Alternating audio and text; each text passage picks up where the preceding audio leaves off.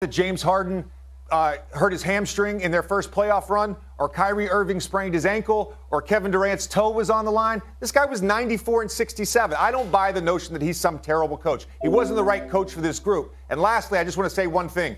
The idea that he didn't deserve the job, come on, man. He's a two-time MVP, Hall of Famer, Doc Rivers, Steve Kerr, Derek Fisher. There's plenty of precedent for bringing in a guy that has never coached. And Stephen A., I'm going to be honest with you. When I transition into coaching, and you get up here and say, I don't deserve the job, I'm going to call you out on it.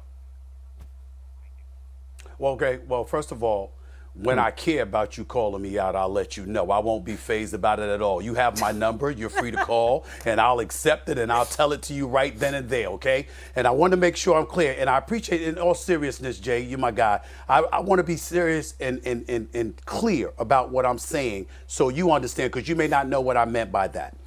I am not saying that Steve Nash is the first coach devoid of experience to get a head coaching job in the NBA. That was not my argument with him. My argument against him was that he had no coaching experience, and to get that job, usually when you have no coaching experience and you get a head coaching job, you don't walk into a championship situation. When they had KD and they had Kyrie, there were immediate championship expectations. So it wasn't that he got a head coaching job. It was that he got that job.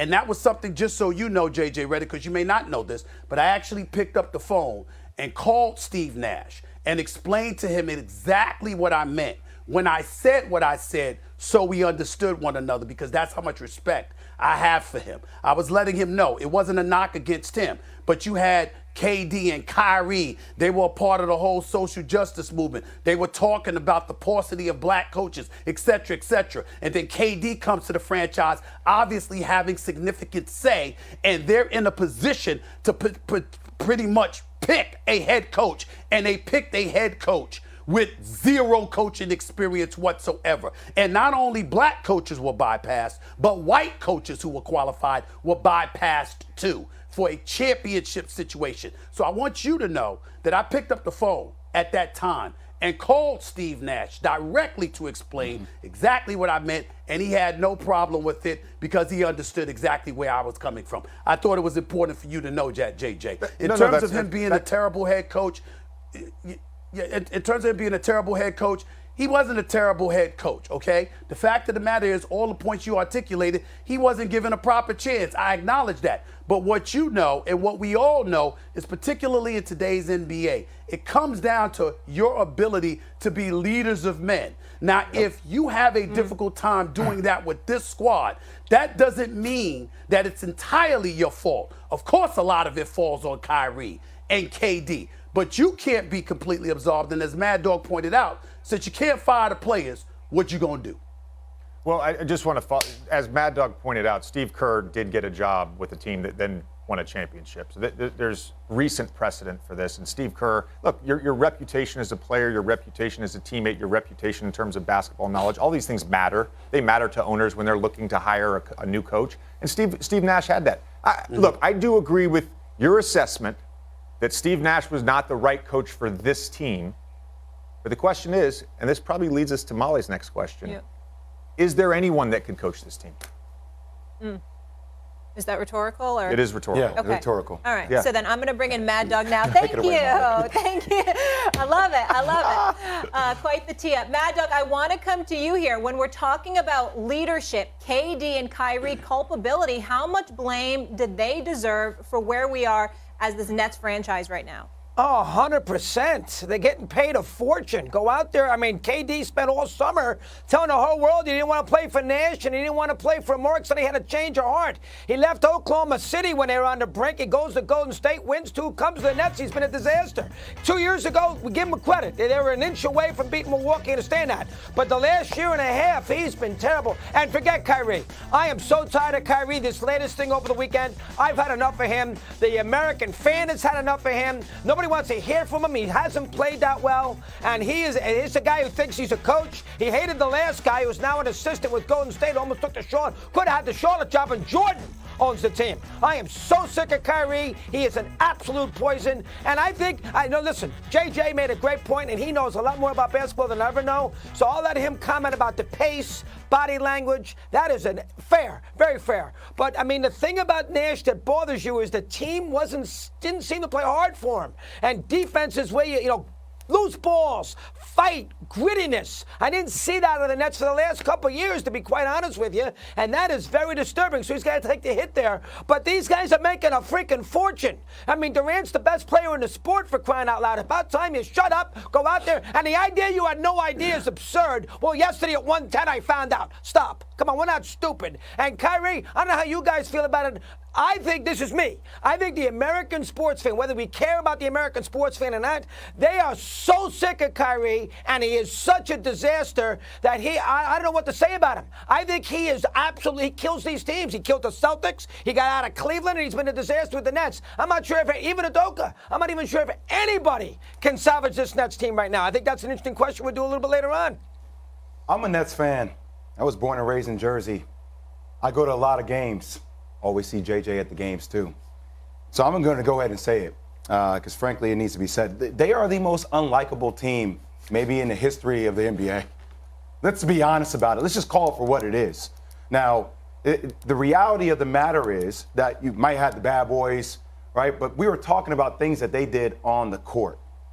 We spend so much time talking about all the things happening off the court that deter us away from how skillful this team is on the court. And that is my biggest issue with where the Nets are right now. You can go back to the ultimatum that KD gave Joe Tsai about either it's me, Steve Nash, or Sean Marks. If you want to go to, and we'll dig into this one a little bit deeper because I have a lot of thoughts on it, Kyrie posting something from Amazon and then not having the goal to go to the podium and further expound upon the lessons he learned from posting that.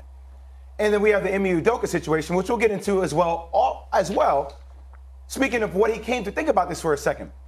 For as good of a coach as he is, the Boston Celtics did not look for any trade assets in consideration for Ime Udoka. It isn't meant to be. The reality, though, is that you're stuck, right? So, is Kyrie Irving a tradable asset right now, considering everything that's happened over the last year and a half? Like, you're not going to find any kind of marketplace value for him right now. No. And KD signed to a 4-year extension, $194 million. Now, look, KD can force his way out after this year, which I actually think is going to happen.